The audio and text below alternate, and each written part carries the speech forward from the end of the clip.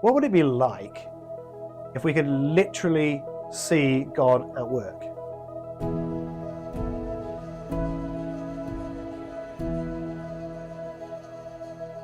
What I don't mean is the things that God does. I've been a follower of Jesus long enough to know that it's quite easy to track the things that God seems to be doing amongst us. We can remember moments where God's answered prayer, or healed, or provided, or guided, spoken to us, when the Bible's directed us or shaped our opinions or our morals. I'm not talking about those things, but those things actually mostly are still quite invisible. What I mean is, what would it look like if every time God did something, there was like a physical thing that happened, like a physical marker? What would it look like if every single encounter with God became like a solitary drop of water?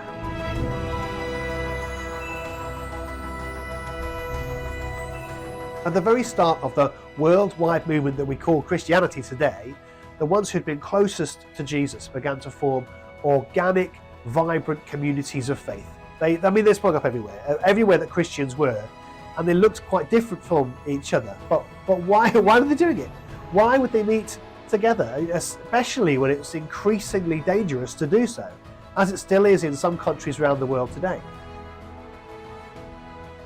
One of the reasons was because they felt a sense of connectedness, like a unified family, spiritually connected because of Jesus.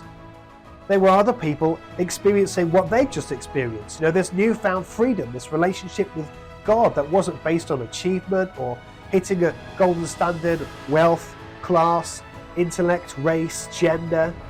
In fact, all of those markers became invisible because God seemed to become more visible through this newfound, unique sense of equality and acceptance through what Jesus had done on that cross. These communities of new believers, they described feeling reborn spiritually, born again as equals, with no track record of rubbish from their past. The past was continually wiped away. They described themselves in three ways: having been saved in the past, still being saved now in the present, and as having this hope of being saved in the future, like this ongoing thing, past, present, and future. And signs of this were things like slaves were singing new songs to Jesus, standing right next to slave owners. Men were sharing equality with women for the first time as they outworked their faith alongside each other. Women were becoming teachers and even church leaders straight away. The poor were working for the good of their communities alongside the rich and the super rich. It was unheard of. And then they did this. They found that when they came together, their stories were merging together. So one person's experience of God was combining with someone else's, like one stream of water meeting another stream of water and another stream of water and another stream. And all these streams became rivers of stories of God. Stories of people coming to know Jesus for themselves, meeting him day by day by day, moment by moment.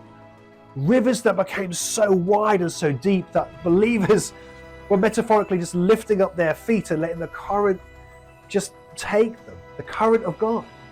Rivers were running seamlessly around what seemed to be huge, immovable boulders. They were tumbling over waterfalls of time and aggression and division, carving out new pathways through the communities in which they lived. Those same rivers of sharing our experience of God are still forming churches and communities today. Rivers that all eventually lead to the sea, where tens of billions of droplets fill our field of vision as far as our eyes can see. Yeah.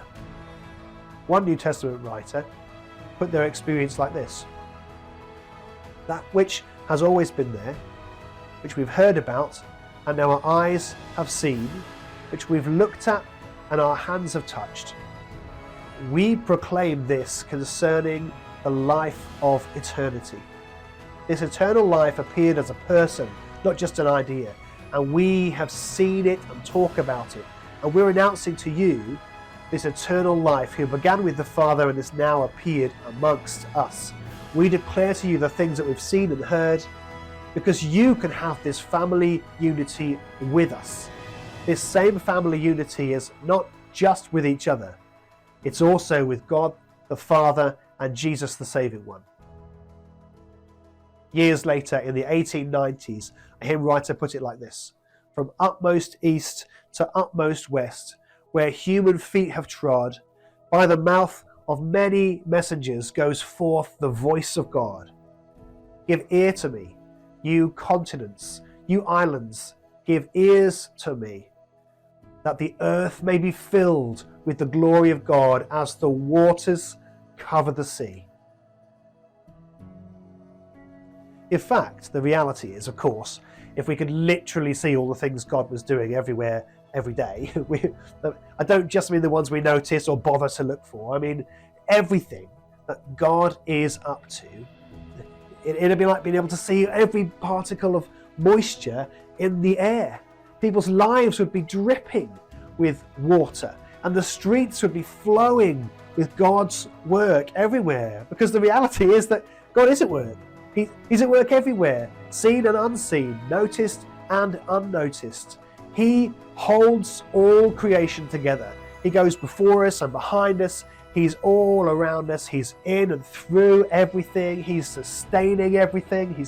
He's already 100 steps ahead of anything that we could ever dream of. You know, if we could just open our eyes to see, we'd see him in people's faces, we'd see him in possibilities and in ways that we could join with him.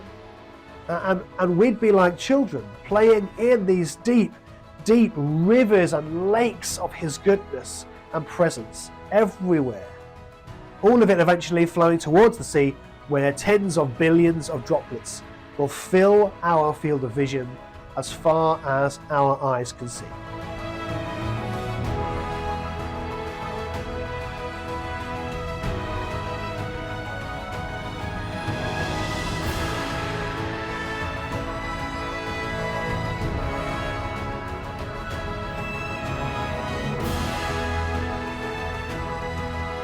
So, may we notice and know these droplets in our lives. May we reach the end of every single day and feel saturated with the presence of God. May we find others who see these drops and join with them in church groups and family unity.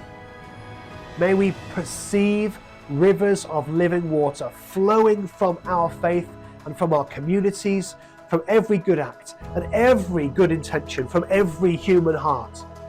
And ultimately, may we be able to see that the earth is being filled with the glory of God as the waters cover the sea.